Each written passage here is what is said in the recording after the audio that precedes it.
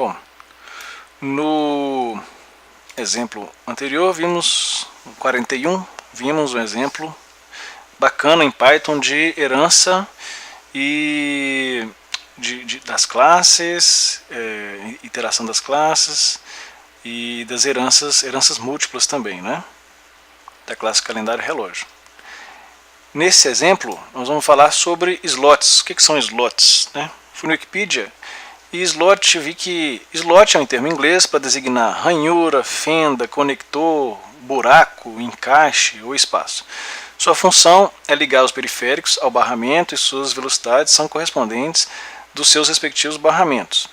Nas placas mães são encontrados vários slots para encaixe de placa, por exemplo, os slots para placa de vídeo, som, modem, rede. Então, impressora, você tem aqueles buraquinhos específicos para cada tipo de conector. Isso tem a ver também com o conceito de slot aqui no Python. Para evitar, no caso, a criação dinâmica de atributos. Então, os atributos de um objeto são armazenados no dicionário, como a gente já viu. Quando você cria um objeto, o método mágico interno dicionário armazena todos os atributos que são criados naquele objeto, pelo método dicionário. A gente chamava o objeto .dict para imprimir e ele mostrava todos os atributos armazenados naquele objeto. Como qualquer dicionário, você pode adicionar outros elementos ao dicionário, mesmo depois dele ter sido definido.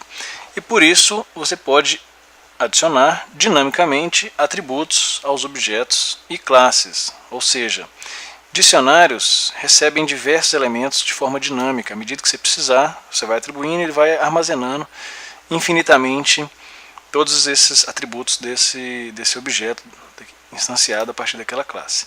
Então, como um exemplo, nós temos uma classe A que recebe um argumento, um objeto, e não faz nada.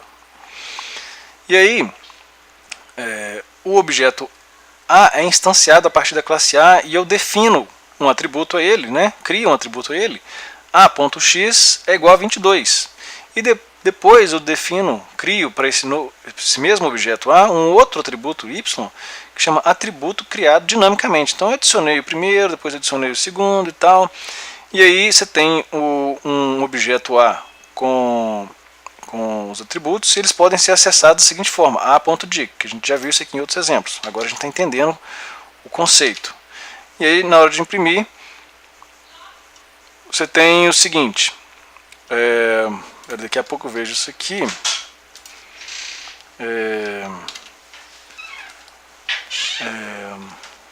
Vamos lá. Esse dicionário aqui, você tem... Opa! Tem que comentar esse trem tudo aqui. Peraí. Porque não vamos poluir não. Vamos fazer o trem direitinho, bacana. Vamos lá. A gente tem que ver o que a gente está mexendo. Pura e simplesmente. Pronto. Tô igual o pessoal de Fortaleza. Pronto. Então eu criei um objeto, atribuí ele dois valores, dois atributos. O atributo x com o valor 22 e o atributo y, atributo criado dinamicamente. Na medida da necessidade, eu imprimi esses atributos através do método mágico dict, né, dicionário. Beleza. Agora veja que alguns objetos de algumas classes, como objeto inteiro, float, list, você não consegue adicionar atributos dinamicamente. Por exemplo, seja x, então vamos apagar não, vamos comentar isso aqui, né? Seja x um valor inteiro, um objeto, né? Porque no Python não existe um valor, você tem um objeto inteiro. E aí você cria x.a e aí eu vou atribuir essa string. Isso não é possível ao objeto x. Eu crio esse objeto como esse objeto 35, ele vai receber um argumento que é essa string. Então na hora de fazer essa brincadeira eu falei, opa, x.a você tem um erro de atribuição, um erro de atributo. Você vai atribuir um valor int, um valor string é um valor int, não pode atribuir, porque isso aqui não é possível você atribuir esse string ao valor 35, que é um objeto 35. Então Python já não deixa, né? E na hora de imprimir o x.a, ele vai mostrar que o int não tem esse atributo a, né? Ok. Agora nós temos uma lista que recebe os valores 32, 35 e 3, uma lista. E aí também é um objeto. Você vai imprimir lista.a, adicionar uma string dinâmica àquele objeto lista, esqueça. E esqueça que foi colocado de forma proposital, legal mesmo, para mostrar que não vai ter como não. Um erro de atribuição, um erro de atributo, objeto lista não tem um atributo A. Né? Você não pode receber um atributo A nesse tipo de objeto lista.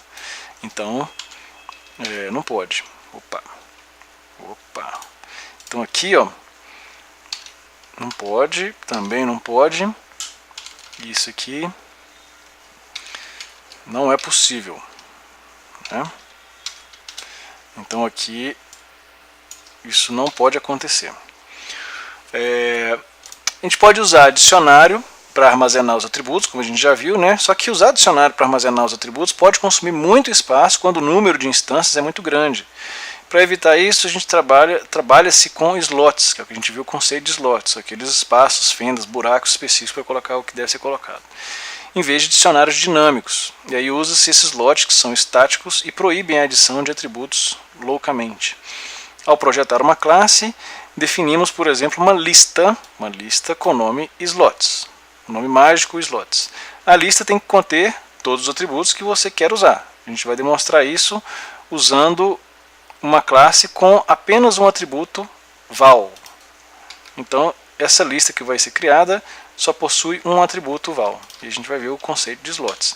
Você cria uma classe S, né, a classe que representa o slot, que recebe um argumento como um objeto. E aí o método interno slots recebe uma lista com apenas um argumento val, a lista. E aí você tem o método de inicialização dessa classe, self, e o valor. Self.val recebe esse valor. E aí eu estou criando uma instância x da classe lista com 35 e vou imprimir esse x.val. 35, belezinha. E aí vou criar nessa nova classe, vou adicionar dinamicamente um atributo que chama x.novo atributo, e você vai ver que não é possível. E a gente vai imprimir que isso aqui não é possível. Por quê? Porque dessa classe tem o método interno mágico slots, que recebe só um parâmetro nessa lista, e o objeto não possui o atributo, esse objeto criado aqui não possui esse atributo, novo atributo. Então, a boa prática aí quando você quer trabalhar com número específico de atributos para as classes, não sair criando dinamicamente em função das necessidades, ok? É isso. Vou seguir aqui, bacaninha, tudo certinho.